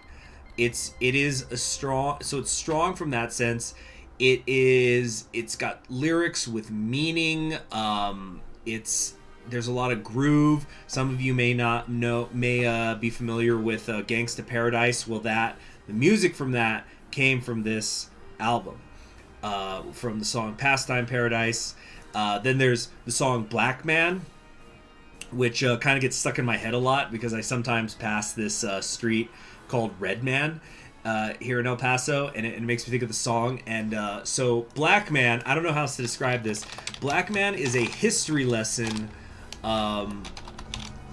that's in song form. And it's just about how everybody was used to create the United States. So it goes like, the first man to die for the flag we now fly high was a black man, which is referring to Crispus Attucks, who was died in the Boston Massacre. But it's like not just about black men. So there's like, farm workers' rights were lifted to new heights by a brown man, Cesar Chavez. And then incandescent light was invented to give sight by the white man, Thomas Edison. And then the chorus goes, we pledge allegiance all our lives to the magic colors red, blue, and white. Well, you know what? Just go listen to it. But it's 21 songs, and they're all amazing. Now, I think I just heard an event go off. Let's see. So I think that album is very worthy. If you're talking about pop records, certainly worthy of being top 4, because it's an uncontroversial album. Okay, now Joni Mitchell's Blue I have never heard, but I really need to get around to it, especially because I enjoy that era of classic and folk rock. But apparently this is like the definitive female folk album, and everybody's just been trying to copy her ever since. Like, if I had a nickel for every time I heard Taylor Swift compared to Joni Mitchell, like, I haven't heard that much of her. I've heard some of her stuff, but I know enough that it's like, fuck off. Don't you dare put Joni Mitchell, like, say that Taylor Swift's on her level. So, not in my top 500, though, because I've never heard it. Yeah. Then we've got the Beach Boys' Pet Sounds. So, apparently the Beach Boys got experimental at some point in their career, which I never knew about. So I've not listened to this one, but it's like their version of Sgt. Pepper's, basically. And then finally, number 1, Marvin Gaye's What's Going On. Now, everybody who I've ever told, because I talked about this with my friends, all of us agreed, like, okay, What's Going On by Marvin Gaye is an incredible all-time... Hey, Xenophore for winner. There's no game going on, Xenophore. There's nothing. We're literally just waiting. We're waiting for the focus to finish. So I'm killing time. So anyway. Where was I? We gotta wait, dude. So What's Going On is well, it says it right here. It's a masterpiece. Marvin Gaye also had other good records, but this was really something special. Just really tapped into the times. Just that whole kind of soul power, anti-Vietnam, ecological movement, just all of it fused together into this album. And it's like one of those things, like, it almost doesn't even matter what your stance is politically on these issues, because it's a snapshot in time. And hold on a sec. And nobody will, I've never ever, and you never will, I doubt you ever will hear somebody say, oh yeah, Marvin Gaye sucks. But I think the reason why he ended up becoming number 1 was just because it's a completely uncontroversial album. Because if you want to talk about musicianship levels, strictly, I would say the White Album is much higher, is better. So, like, and that's way down here at 29. But it's controversial because there's some people who probably think, well, I don't think the White Album is as good as Abbey Road or as Revolver or something like that. So like, you end up with artists that are well known, but it's a little bit controversial. Miles Davis's Kind of Blue made the top 50, so that's cool. I've been trying to listen to more of him lately. So yeah, there. But as you can see, like, the Rolling Stone list does not exactly overlap with mine, because there's some that I agree with, but like Nirvana is absolutely not going to be in any music album list of mine, and some of them I've never heard, so maybe I would like them, but I don't know. Beach Boys got involved with Charles Manson. I think a little bit, yeah.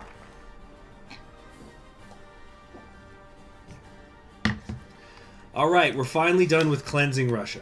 Also, I gotta ask, what are my favorite FPS games? I would say the first Call of Duty Black Ops comes to mind. Oh, it finally happened. Hitler died. Tragedy has consumed Germany as the news spread first throughout the Reich and then the world. Adolf Hitler, Führer of Germany and victor of the Second World War, has died. Whilst the Führer's declining health had been speculated about for some time, news has nevertheless left Germany in a state of complete shock The Reichstag has announced that 3 months of mourning shall be held, and that the Fuhrer shall be buried beside his late wife, Eva Hitler, with dignitaries from around the world invited to the funeral. While Germany mourns, internationally, many are celebrating the death of the man held responsible for 3 decades of suffering throughout the world. Yet many international commentators fear what may now become of Germany, the Third Reich having already been embattled in a bitter power struggle over the rightful successor to the Führership. A day to remember. Yeah.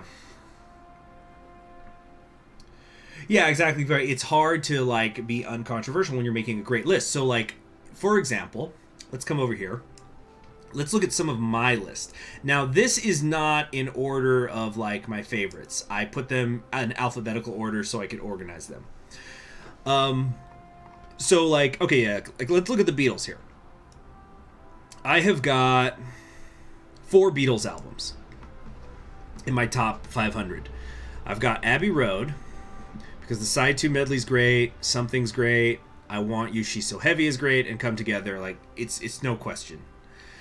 I've got Let It Be. Two of Us is extremely underrated. It's a great Friends song.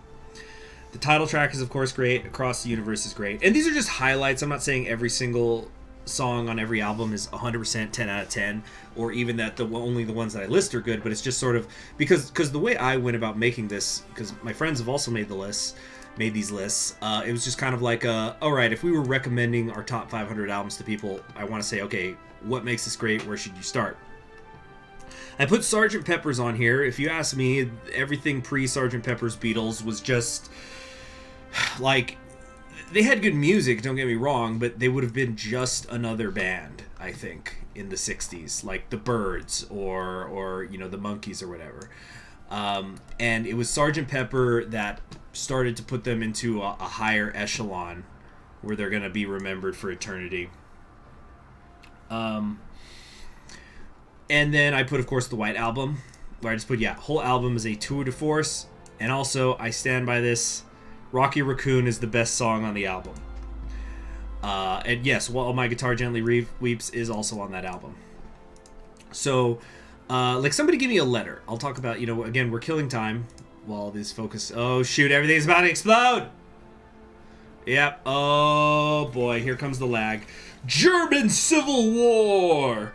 In the wake of Adolf Hitler's death, the Reich has erupted into chaos. Despite the Führer's appointment of a legal successor, powerful factions within the Reich have taken up arms against one another with the interests of leading the nation in their vision. The nation is torn, with entire garrisons ignoring orders from Germania and flocking to the successor of their choice. Though the gravity of the situation is not yet known, it is estimated that the Reich is either facing or already experiencing total collapse of central authority. Though not much is known about the fate... Excuse me. About the fate... Sorry, I got water in my throat. Okay, I'm good. Though not much is known about the fate of the Reich's eastern administrations, the sudden cessation of contact between Germania and her possessions has created speculation on if those regions too will find their fate. What is known for sure, however, is that the collapse of Europe's Titan has thrown the continent asunder. The end of the Reich, surely. Voiceful Metal 60 says, fuck the Beatles. You know what? Fair. Fair. It is thus necessary that the individual should finally come to realize that his own ego is of no importance in comparison with the existence of the nation. And so it begins. No matter which one of us wins, the ground we're standing on will crack and blow away. We will fight! And, that album is also my top 500. So, somebody give me a letter. Oh, yeah, of Bonnie said F. Okay, yeah, so let's go to, like, my Fs. In terms of artists. So, like, you know, there's different, you have different people. Now, I haven't finished, like, completely filling out this list in terms of, like, recommended songs, but I can kind of, like, explain some of these. So, okay, these first two are interesting. I have 2 albums by the Fania All-Stars here. So what's kind of cool about being born and raised in El Paso for most of my life is I got to experience a lot Latin music which you don't really hear in the rest of the United States. And what's kind of great, like, music is one of those things like food that it's just kind of cross-cultural. Like, I got so pissed. I remember there were these guys on YouTube who I would get cooking recipes from, and they were white.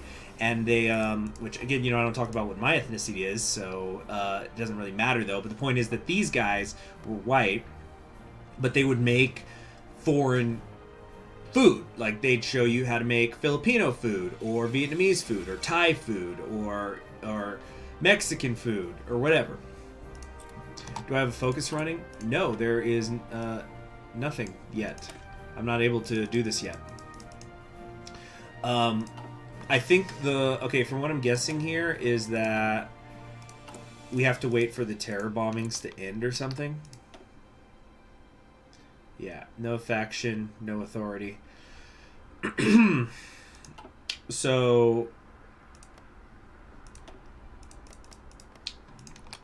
wait, what's going on here? Decisions. Hold on. Do I want to prepare another raid against Vyatka? Okay, let's all right. Well, you know what? We're gonna make a save file here and call it like the new focus tree. I'm actually about to end the stream. We've been going 2 hours.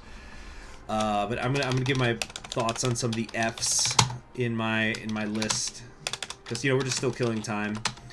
Okay, let's see. Second tree is open. Yeah, no Daddy Hitler. Who will I simp to now? All right, let's also pick a new research. Yeah, we're gonna keep doing this computing. We've got to fix up our research. It's real bad right now. Okay, and unpause. So yeah, the Fania All-Stars were basically this group of specifically Latin. Oh yeah, what I was talking about. Yeah, no, yeah, I was talking about the white guys who did the cooking. Yeah. So somebody I remember in one of those videos said like it was inappropriate for them as white people to make ethnic foods, which I thought was so stupid. Like, oh yeah, you're never allowed to eat bread in your life if you're not Egyptian. So freaking stupid. Yeah, put it in the Casa Free State episode, Glusman. Thank you. All right, huge event right here. The bombings stop. For a long time, life in a very large portion of Russia has been defined by the German terror bombing campaign. An entire generation of Russians has grown up in blasted ruins, always watching the skies and ready to run to cover the moment the dark figures of the bombers themselves are spotted. An entire generation of government, whatever the ideology, has struggled with establishing infrastructure or an industrial base of any kind, and what little is built is often promptly destroyed. But not anymore. Millions of Russians have not had to make desperate runs to safety for days. Repairs to civilian and military infrastructure have progressed and not been destroyed in turn. New constructions still stand, and a realization has dawned. The bombers have stopped. To those with access to information from the outside, it is believed that the civil chaos now engulfing the hated Reich and its colonial extensions in the Reichskommissariats has rendered it impossible for their aerial efforts to continue. To those without, it is believed by many to be a gift from God. Even as ordinary Russians celebrate with something approaching delirium, however, others speak of dark clouds on the horizon. The many Russian statelets no longer suffering paralysis at the bombs of the Germans are now free to look outwards. Only time will tell how they choose to proceed. Clear skies, dark clouds. So remove the Luftwaffe terror bombing. Finally. There's some Moscow turmoil going on.